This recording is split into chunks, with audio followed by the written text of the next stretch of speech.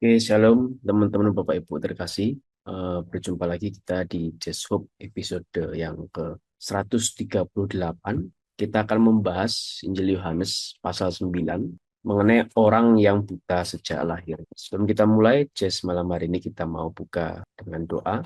Mari kita berdoa, nama Bapa dan Putra dan Roh Kudus. Ya Tuhan Yesus Kristus, bukalah mata hatiku, agar aku dapat mendengar firman-Mu dan mengerti serta melakukan kehendak. Sebab aku adalah seorang musafir di muka bumi. Janganlah sembunyikan perintah-perintah-Mu dariku, tapi bukalah mataku agar aku dapat melihat keajaiban-keajaiban-Mu. Sampaikanlah kepadaku hal-hal yang tersembunyi dan rahasia dari hikmat. Kepadamu aku menaruh harapanku, ya Allahku, agar engkau menerangi pikiran dan pengertianku dengan cahaya pengetahuan, bukan hanya dengan menghargai hal-hal yang tertulis itu, melainkan untuk melakukan. Sebab engkaulah penerangan bagi mereka yang berada dalam kegelapan, dan darimu datang setiap perbuatan baik dan setiap anugerah. Amin. Kemuliaan kepada Bapa dan Putra dan Roh Kudus, seperti pada permulaan, sekarang, selalu, dan sepanjang segala abad. Bapa dan Amin. Malam hari ini kita akan baca Katekismus Gereja Katolik artikel nomor 268 sampai 269. Dari sifat-sifat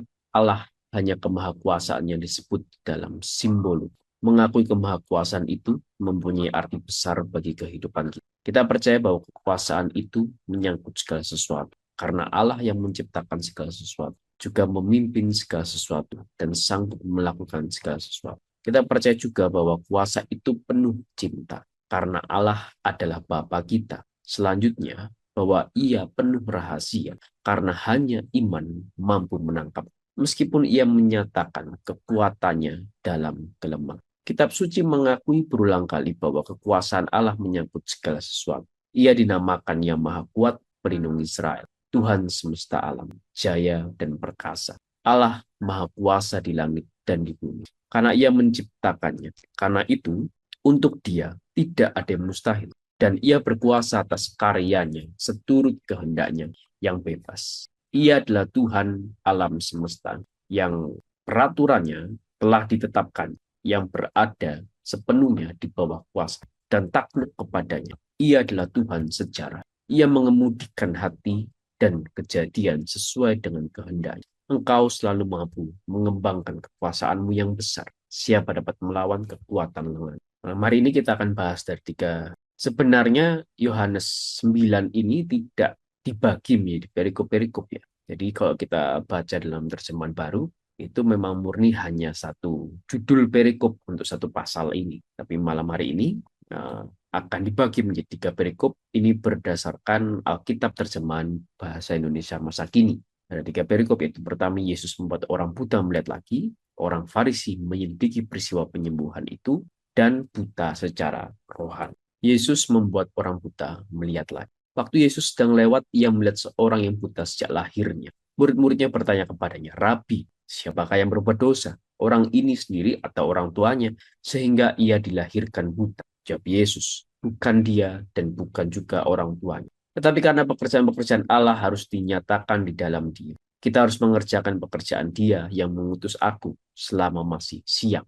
Akan datang malam, di mana tidak ada seorang pun dapat bekerja. Selama aku di dunia, akulah terang dunia. Setelah ia mengatakan semuanya itu, ia meludah ke tanah dan mengaduk ludahnya itu dengan tanah, lalu mengoleskannya pada mata orang buta tadi dan berkata kepadanya, pergilah, basuhlah dirimu dalam kolam Siloam. Siloam yang artinya yang diutus. Maka pergilah orang itu, ia membasuh dirinya, lalu kembali dengan matanya sudah melek. Tetapi tangga-tangganya dan mereka yang dahulu mengenalnya sebagai pengemis berkata, bukankah dia ini yang selalu mengemis? Ada yang berkata, benar, dialah ini.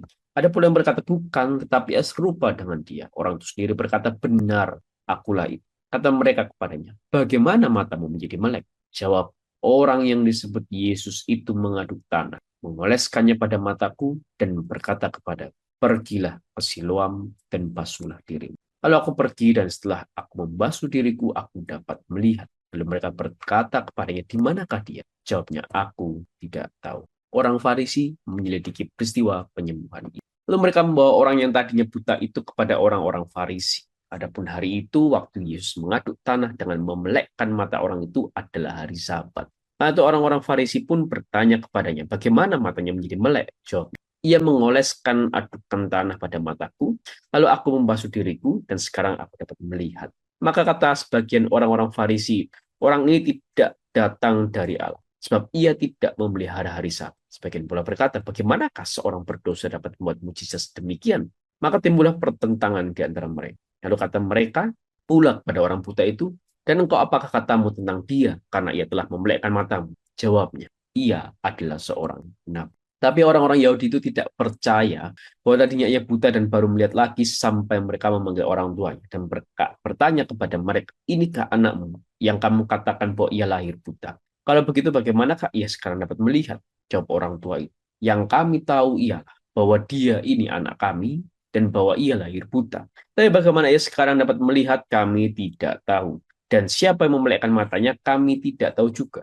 Tanyakanlah kepadanya sendiri, sebab ia sudah dewasa. Ia dapat berkata-kata untuk dirinya sendiri. Orang tuanya berkata demikian karena mereka takut kepada orang-orang Yahudi, sebab orang-orang Yahudi itu telah sepakat bahwa setiap orang yang mengaku dia sebagai Mesias akan dikucil. Itulah sebabnya maka orang tuanya berkata, ia telah dewasa, tanyakanlah kepadanya sendiri.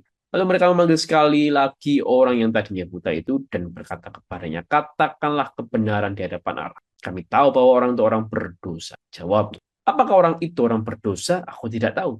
Tapi satu hal aku tahu bahwa aku tadinya buta dan sekarang aku melihat. Kata mereka kepadanya, apakah yang berbuatnya kepadamu?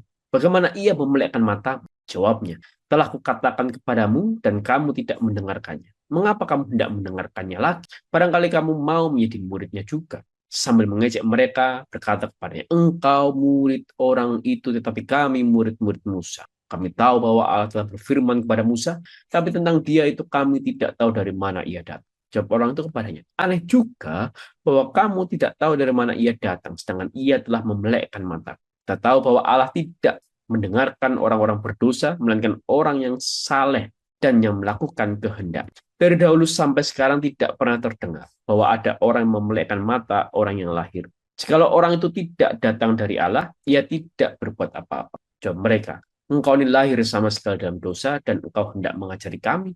Lalu mereka mengusir dia, buta secara rohani.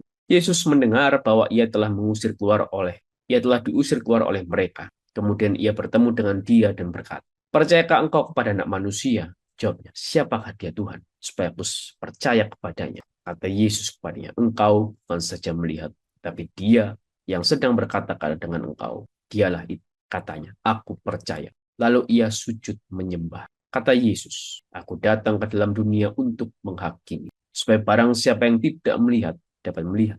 Dan supaya barang siapa yang dapat melihat, menjadi buta. Kata-kata itu didengar oleh beberapa orang Farisi yang berada di situ, dan mereka berkata kepada, apakah itu berarti bahwa kami juga buta?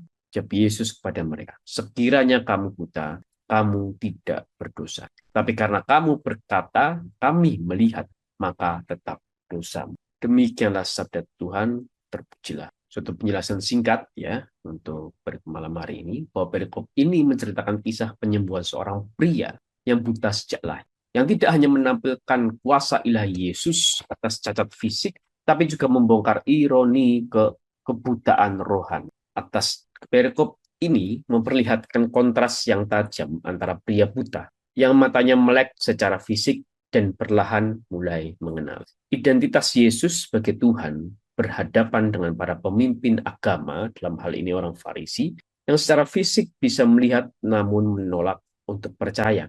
Yesus menegaskan bahwa ia adalah terang dunia yang datang untuk memberikan penglihatan bagi yang sekaligus menghakimi mereka yang sombong dan merasa tidak membutuhkan Tuhan karena mereka sudah melihat. Nah, itu penjelasan berikut malam.